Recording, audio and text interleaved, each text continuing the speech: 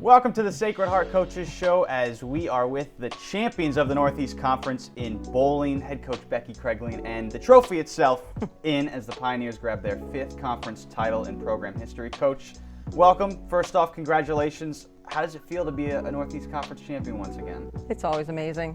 When we get to the end, that's the goal. That's our season goal, is to win the NEC championship. What, as a team, as a whole, because your season goes virtually for most of the year. How do you maybe keep your team progressing the right way? So when you get to this moment, when you're competing for the conference title, your team is playing at the best they can play. It's hard, because like last year we had first semester we didn't compete, so we kind of learned the other way to do it. But when you have a young team, we just keep getting better. That's always the goal. Everybody gets a little better, so at the end we're the best we can be. It works. We played a lot second semester this year, though. And how has that been? I guess the lobsided stretch kind of more toward the back half, especially with a young group who, is going through sort of this kind of environment for the first time. It went pretty well. It's one of the best teams I've had traveling. They get along amazing. They're really supportive, which is part of why I think we did well at the end. People went up and down a little bit because some of the freshmen bowled great and actually started having a little trouble. But the last weekend, like the last 2 weeks in March, everything kind of fell together, which is perfect timing, which I kept telling them. It's okay, we have one more week in March. Absolutely. And chemistry, as you mentioned, your team getting along well. A lot of people, when they think of bowling, it's, they think of it's an individual thing.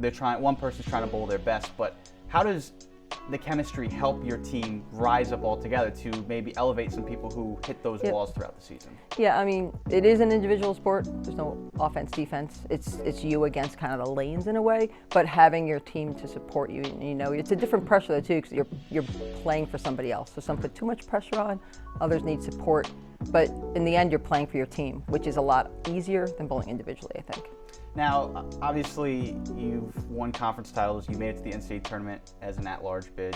You've kind of done both sides of it. But how does this title as a whole, given how last season went with just going through all the COVID struggles, how does this feel to sort of have overcome those, make it as a at-large bid last year, but find a way to win the title again this year? Well, as the season progressed, we kind of knew we weren't winning enough to become an at-large in the conversation with the at-large. So it's the end. So we actually won regular season, which is nice.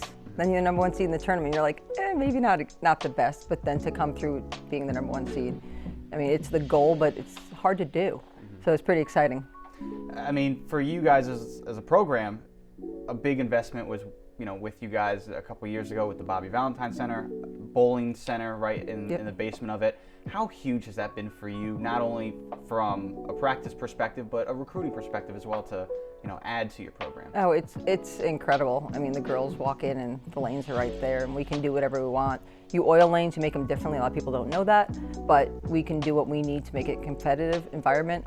And the access is so easy, and it's incredibly nice. Anybody that walks in, it just opens their mouth in awe of the building and takes pictures all the time. New people come in and take pictures. And lastly, next up for you guys, the NCAA tournament, a place that you've been before and you've had success before, obviously beating Vanderbilt a couple years ago, who were the defending national champs at the time. What's the message to your team as you prepare for this final part of your season? Well, we don't have the message yet because the selection shows at 4 today, but we have another week to prepare and do what we can. And we're going to be the number 1 seed, so theoretically, like when we played Vanderbilt, the pressure's not on us. So, Pioneers are looking forward to their NCAA tournament opponent as they await before they look to finish off their season, their championship season, on a good note. Becky Kregling, thanks for joining me. Congratulations. Thank you very much. Thank you. Welcome back to the Sacred Heart Coaches Show as we go from bowling to the lacrosse field as head coach Laura Korutz is back in studio as her Pioneers are beginning their conference season as they will take on Howard this Saturday. Coach, welcome back to the studio. Thanks so much for having me, Dan. So let's get into your non-conference. A lot of close losses, a lot to take from it for sure. How did you perceive the non-conference slate of your schedule? Well, I thought there were definitely some games that we could have pulled out. Definitely a learning experience for us. I think the biggest thing that we learned from those games is that we can be competitive against anybody. You know, I think the bigger takeaway is we have to take care of the ball. You know, turnovers are really putting us in situations where we're giving our opponents extra possessions on their own.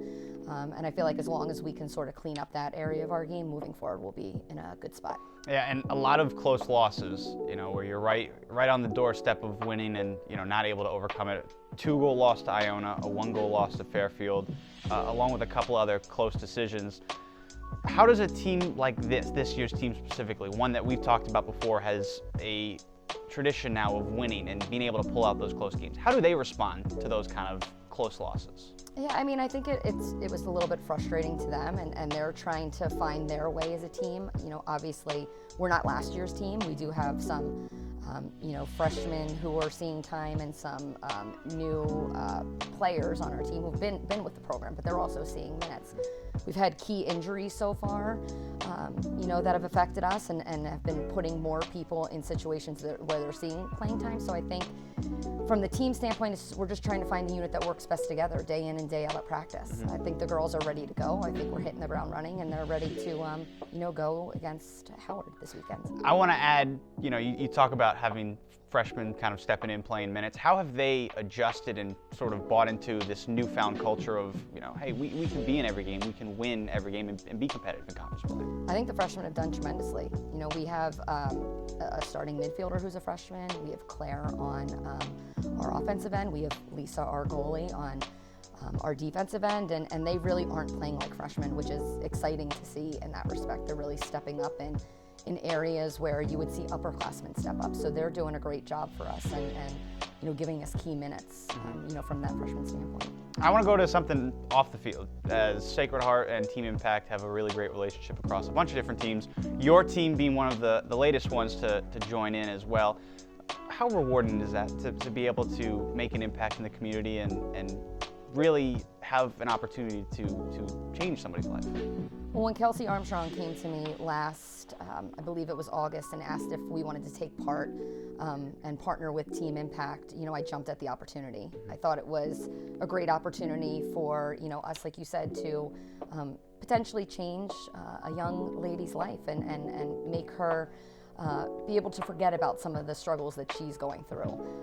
What I didn't realize is how lucky we would be to be part of her family and how much they have brought us into their family and how it's given our team and everybody on our team a different perspective on, you know, not sweating the little things. You know, there's so many bigger things in life, you know, and Bella's a true testament to that. Well, before I let you go, obviously, like I said, in the beginning of your conference play, looking to make it back to the Northeast Conference playoffs. You guys take on Howard this Saturday.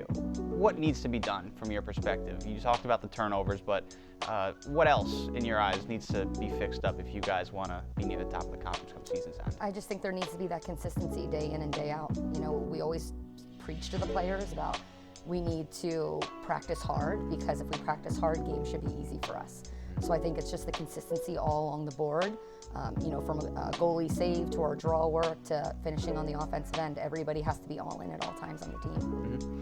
Pioneers are back in action on Saturday. They travel down to Howard. They make the long road trip as they begin and continue their conference play. Enjoy the road trip, Coach, and best of luck down there. Thank you so much.